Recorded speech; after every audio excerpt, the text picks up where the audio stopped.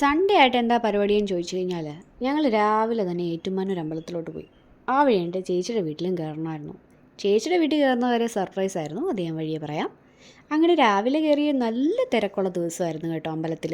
അങ്ങനെ അമ്പലത്തിൽ കയറി തൊഴുതിറങ്ങിയപ്പോൾ ചുറ്റും നല്ല ക്രൗഡായിരുന്നു. കാര്യം എന്ന് വെച്ച് കഴിഞ്ഞാൽ എനിക്ക് തോന്നുന്നു ചിങ്ങമാസത്തിലെ ലാസ്റ്റ് സൺഡേ ഞങ്ങൾ പോയത്.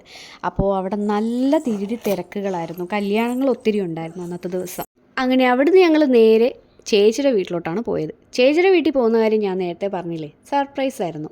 പുള്ളിക്കാരിയോട് പറഞ്ഞിട്ടേ ഇല്ലായിരുന്നു എന്തായിരിക്കും എക്സ്പ്രഷൻ എന്നൊക്കെ ഒന്ന് കാണാൻ വേണ്ടിയിട്ടുള്ള ഞങ്ങൾ ഇരുന്നത്. ഞങ്ങൾ വരുമെന്നോ ഞങ്ങൾ അവിടെയാണെന്നോ ഒരു ഐഡിയയും കൊടുത്തിട്ടില്ലായിരുന്നു. അങ്ങനെ ഞങ്ങൾ അങ്ങോട്ട് പോയി.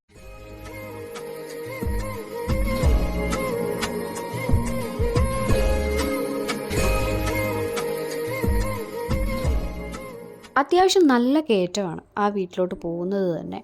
ശരിക്കും പേടി വരും, കാര്യം അത്രേ ഹൈറ്റിലാണ് ആ റോഡ് കിടക്കുന്നത്. അങ്ങനെ നേരെ ഞങ്ങൾ അങ്ങോട്ടേക്ക് ചെന്നപ്പോൾ പുള്ളിക്കാരി ആദ്യം ഓർത്ത് കടയിലോട്ട് ആരെങ്കിലും വന്നതായിരിക്കുമെന്ന്. പക്ഷെ പിന്നീടാണ് മനസ്സിലായത് ഞാനാണെന്ന്. ഭാനുക്കുട്ടൻ്റെ മിയ ചേച്ചിനെ മാത്രം ഒന്നും കാണാൻ പറ്റിയില്ല, അധികം നേരെ ഇരിക്കാൻ സാധിച്ചില്ല, അതാണ് കാരണം. അപ്പോൾ ഇനി വരുമ്പോൾ കാണാം. അപ്പോൾ എന്തായാലും ഈ ഒരു ചെറിയ കുട്ടി വ്ളോഗ് ഇഷ്ടമായെന്ന് വിശ്വസിക്കുന്നു. നെക്സ്റ്റ് വ്ളോഗ് കാണുമ്പോഴേക്കും എല്ലാവർക്കും ടേക്ക് കെയർ, ബൈ ബൈ.